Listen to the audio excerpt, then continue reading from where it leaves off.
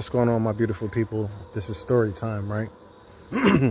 So I remember when I was dealing with the narcissist, and it was a time when I was laying on the couch, I was asleep, and I woke up, and I was unable to move because the whole atmosphere was demonic, and it was strong. It was a negative atmosphere. It was so demonic. It was really bad.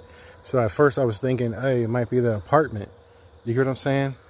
Because I could feel nothing but hatred, strong hatred. So the next year later, I was laying on the couch next to her, and it happened again. And it came like 100 times stronger. It was so bad. The hatred was so bad because at first, when the first time it happened, I thought it could have been her apartment. No, it wasn't her apartment, because the second time it happened, it was in the apartment that we had together. And what happened was, I had woke up in the morning time and I asked her, do you hate me? You get what I'm saying? Seriously, because I woke up in the middle of the night, feeling hatred. It was demonic hatred, and I was paralyzed, and it was so bad.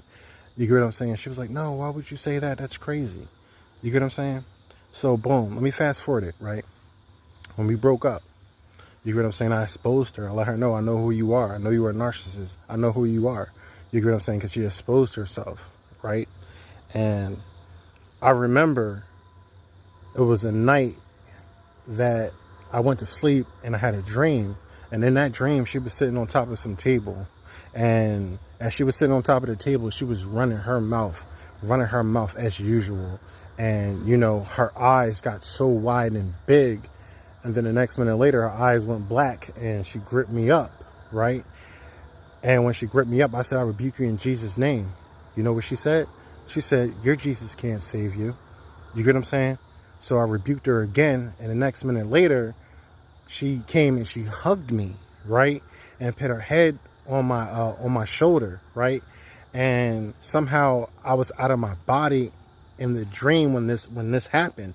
So I'm watching myself and her, and she's just deteriorating. It's crazy.